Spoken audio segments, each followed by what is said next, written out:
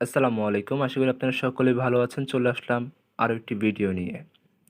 আপনারা ইতিমধ্যে অনেক নিউজ অথবা অনেক কিছু থেকে জেনেছেন যে বাংলাদেশে কিন্তু ৩১ তারিখে কিন্তু একটা আইন পাস হয়েছে। বাজেট পাস যেটা আইন পাস ধরতে গেলে আইন পাস হয়েছে সেটা হলো যে সার্বজনীন পেনশন নামে একটি আইন পাস হয়েছে। অর্থাৎ এখন আর আপনাদের সরকারি চাকরি আর করা লাগবে না। কারণ সরকারি চাকরি যারা করতো তারা কিন্তু সবসময় পেনশন পেত। এখন সরকারি চাকরি না করেও বেসরকারি চাকরি করেও অথবা ঘরে বসে স্টুডেন্ট অথবা কৃষক গৃহিণী হয়েও কিন্তু আপনি পেনশনের আওতাভুক্ত হতে পারবেন। বাংলাদেশ কিন্তু এটা নতুন এই জগৎটায় পা দিয়েছে, কিন্তু বাইরের দেশের কান্ট্রিগুলো যদি আমরা চিন্তা করি তাহলে কিন্তু তারা কিন্তু আরও অনেক আগে থেকেই কিন্তু এই সার্বজনীন পেনশন বা পেনশনের আওতাভুক্ত কিন্তু ছিল। তো বাংলাদেশে পেনশনের জন্য আপনারা কিভাবে আবেদন করবেন এবং আপনারা ন্যূনতম 18 বছর আপনাদের লাগবে, তাহলেই কিন্তু আপনারা সার্বজনীন পেনশনের জন্য আবেদন করতে পারেন। তো কিভাবে আবেদনটা করবেন সেটার জন্য আপনারা প্রথম চলে যাবেন ক্রোমে। যাওয়ার পর জাস্ট আপনাদের সার্চ বক্সে লিখে দিবেন যে ইউ পেনশন। তো আমি জাস্ট লিখলাম ইউ পেনশন। ইউ পেনশন লিখে যখন আপনারা সার্চ দিবেন তখন আপনাদের সামনে কিন্তু একটা ওয়েবসাইট চলে আসবে যে ইউনিভার্সাল পেনশন নামে। ইউনিভার্সাল পেনশন বা upension.gov.bd, এটা কিন্তু একটা সরকারি ওয়েবসাইট। প্রথমে এই ওয়েবসাইটে চলে যাবেন।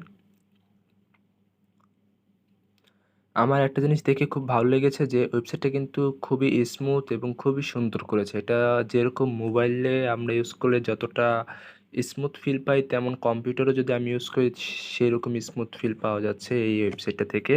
আশা করা যায় ভবিষ্যতে আরও উন্নতি হবে এই ওয়েবসাইটের এবং এই পেনশনগুলোরও আরও উন্নতি করবে আশা করা যাচ্ছে। তো আপনারা এখান থেকে যদি আমরা প্রথমে এখান থেকে স্কিম বা প্যাকেজগুলোতে যদি আমরা দেখি কি কি প্যাকেজ রয়েছে প্রবাস, প্রগতি, সুরক্ষা, সমতা। আশা করা যায় আরও একটা প্যাকেজ চালু হবে।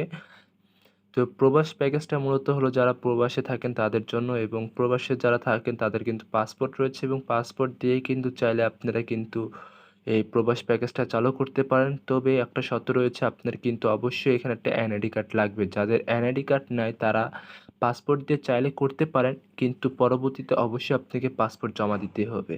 এছাড়া রয়েছে প্রগতি। প্রগতি জিনিসটাই আজকে আমি আপনাদেরকে দেখাবো, কারণ প্রগতি প্যাকেজটাই মূলত আপনারা বেশিরভাগ বর্তমান যে সমস্যা রয়েছে তারা আশা করি বেশিরভাগ এই টাইপের মধ্যেই পড়বেন।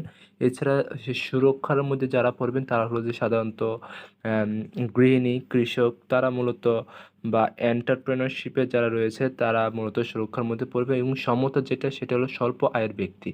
স্বল্প আয় বলতে যাদের আয় একেবারে কম, যে একেবারেই কম বলতে অনেকটাই কম, তাদের জন্য মূলত সমতা এই স্কিমটা। তো আজকে প্রগতি স্কিমটা যদি আমরা একটু দেখি, এখান থেকে দেখুন মাসিক চাঁদার হার।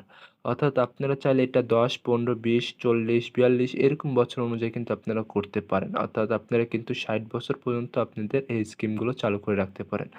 তো 10 বছরের জন্য যদি করেন তাহলে কিন্তু আপনারা এখানে কিন্তু ৳২,০০০, ৳৩,০০০ এবং ৳৫,০০০ তিনটা ধাপে কিন্তু আপনারা চাঁদা বা ডিপোজিট করতে পারেন।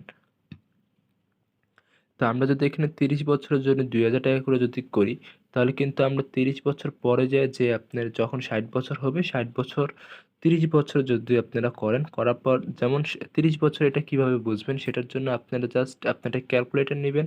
ক্যালকুলেটর নিয়ে জাস্ট আপনি 60 আপনার বর্তমান বয়স থেকে 60 যদি বাদ 60 থেকে যদি আপনার বর্তমান বয়সটা বাদ দেন, যেটা আসবে সেটাই মূলত আপনার এখান থেকে এই আগে পিছে যে বছরগুলো রয়েছে সেই বছরটা আপনারা সিলেক্ট করে দিবেন। এরপর এখান থেকে আপনারা মাসিক চাঁদার হারটা সিলেক্ট করবেন। অর্থাৎ ২,০০০, ৩,০০০ অথবা ৳৫,০০০ চাঁদার হারটা সিলেক্ট করে দিবেন। তো এখান থেকে সিলেক্ট করে দিলে আপনারা ৳২,০০০ করে যদি 30 বছরের জন্য যদি করেন, তাহলে আপনারা আপনাদের এই চাঁদার হারটা যখন শেষ হয়ে যাবে তখন আপনারা প্রতি মাসে ৳২৪,৯৩২ মতন আপনারা একটা পেনশন পেয়ে যাবেন। আর এখানে পেনশনের জন্য এপ্লাই করা খুবই সহজ। জাস্ট এখান থেকে যদি আমরা 3 ডটে চলে যাই, 3 ডটে চলে যাওয়ার পর এখান থেকে জাস্ট পেনশন লগইন। পেনশন লগইনের উপর যখন আমরা ক্লিক করব, এখান থেকে জাস্ট পেনশন টাইপটা আপনারা সিলেক্ট করে দিবেন। এরপর পাসওয়ার্ড, এরপর এখান থেকে ক্যাপচার এগুলো সিলেক্ট করে দিলেই কিন্তু আপনারা লগইন করতে পারেন। এছাড়া যদি নতুন হয়ে থাকেন তাহলে রেজিস্টার বাটনে ক্লিক করবেন। রেজিস্টার ক্লিক করার পর এখান থেকে একটা জিনিস মনে রাখবেন, যারা সরকারি চাকরি করেন বা আধা সরকারি বা রাষ্ট্রায়ত্ত যে প্রতিষ্ঠানগুলো রয়েছে সেগুলোতে যদি আপনারা কাজ করে থাকেন তারা কিন্তু এই ওয়েবসাইট থেকে পেনশনটা পাবেন না। এই কারণে পাবেন না কারণ তারা কিন্তু অলরেডি পেনশন পাচ্ছে, এই জন্যই তারা পেনশনটা পাবেন না।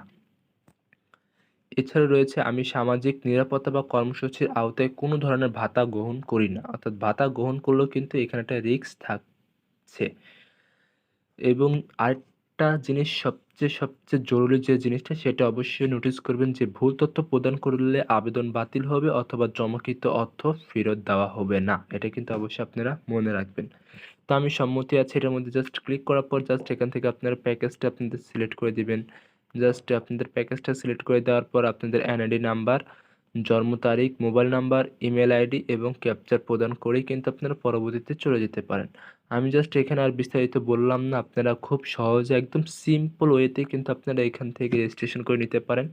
এছাড়া আপনারা যদি সার্বজনীন পেনশন সম্পর্কে যদি কিছু তথ্য জানতে চান সেগুলো যদি আমি একটু আপনাদেরকে যদি দেখাই। এখান থেকে যে পটভূমি বা উল্লেখযোগ্য বৈশিষ্ট্যগুলো রয়েছে এখান থেকে জাস্ট একটু বৈশিষ্ট্যগুলো যদি আপনারা পড়েন যে কী শর্তগুলো রয়েছে, যে জাতীয় পরিচয় ভিত্তিক অর্থাৎ 18 বছর বা তার উপরে বা 50 বছর বয়সী সকল নাগরিক কিন্তু এই পেনশনের আওতাভুক্ত হতে পারবে এবং 50 বছর ঊর্ধ্বে বয়সী নাগরিকগণ সার্বজনীন পেনশন স্কিমে অংশগ্রহণ করিতে পারিবেন এবং সেই ক্ষেত্রে স্কিমে অংশগ্রহণ তারিখ হতে নিরবিচ্ছিন্ন 10 বছর চাঁদা প্রদান করতে হবে। অর্থাৎ যাদের বয়স কিন্তু 50 বছর বা তার ঊর্ধ্বে তারা চাইলে কিন্তু এই পেনশনের আওতাভুক্ত হতে পারেন। সেই ক্ষেত্রে কিন্তু তাদের 50 বছর যদি হয়ে থাকে, কারো বয়স 50 বা 51 বছর হয়ে থাকে, তাহলে সাপোজ আমি ধরলাম আমার বয়স 51 বছর, তাহলে আপনার এখানে কিস্তি বা চাঁদা যেটাই বলেন সেটা আপনাদের চালাতে হবে 51 বছর থেকে 61 বছর। এই 10টা বছর যখন আপনি চালাবেন তখন যায় আপনি 62 বছর থেকে কিন্তু আপনি জাস্ট এই পেনশনটা পাওয়া শুরু করবেন। পরবর্তী 10 বছর পার হওয়ার পরবর্তী বছরের ১ম মাস থেকে কিন্তু আপনারা এই পেনশনটা পাওয়া শুরু করবেন। বিদেশ বিদেশে যারা রয়েছেন তাদের জন্য এটা পেয়ে যাবেন আপনারা। এছাড়া যে দেখতেই পাচ্ছেন চাঁদারত কমপক্ষে 10 বছর চাঁদা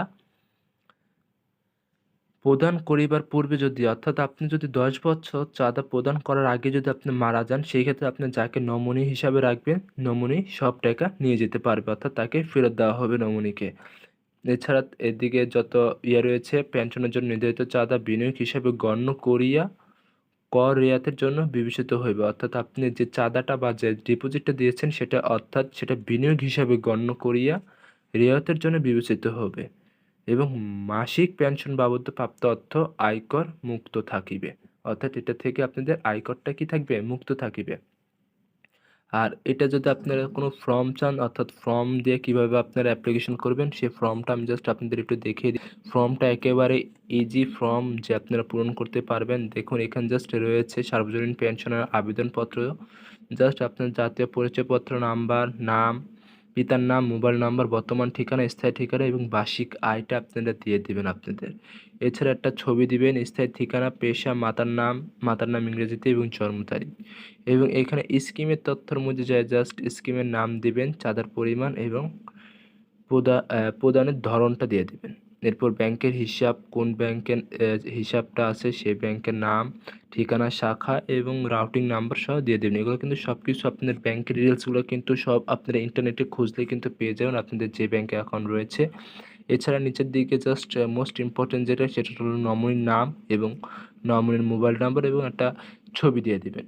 আশা করি খুব সহজে কিন্তু আশা করি সহজেই এই সার্বজনীন পেনশন সম্পর্কে কিন্তু বুঝতে পেরেছেন। মোটামুটি হলেও একটা ধারণা দিতে পেরেছি আপনাদের কিভাবে আপনারা সার্বজনীন পেনশনের মাধ্যমে আবেদন করতে পারেন অথবা কী প্যাকেজ রয়েছে তাদের এবং কত টাকা করে প্যাকেজ, সবগুলো প্যাকেজ কিন্তু আপনারা দেখতে পাচ্ছেন। প্রবাস প্যাকেজগুলো, প্রগতি, সুরক্ষা এবং সমতা সবগুলো প্যাকেজ কিন্তু আপনারা দেখতে পাচ্ছেন। এবং আরেকটা মোস্ট ইম্পর্টেন্ট বিষয় হলো যে যারা একেবারে সমতা প্যাকেজটা করতে চাচ্ছেন, যে স্বল্প আয়ের মানুষ, তাদের 1000 টাকার মধ্যে 500 টাকা নিজেরা দেবেন সরকারি অংশ হিসাবে 500 টাকা অটোমেটিক হবে। আশা করি আপনারা সমস্ত বিষয়টা বুঝতে পেরেছেন এবং ভিডিওটা যদি ভালো লেগে থাকে, এরকম আপডেট নিউজগুলো যদি পেতে চান আপনারা, তাহলে অবশ্যই আমার চ্যানেলটা সাবস্ক্রাইব করবেন এবং লাইক দিয়ে যাবেন।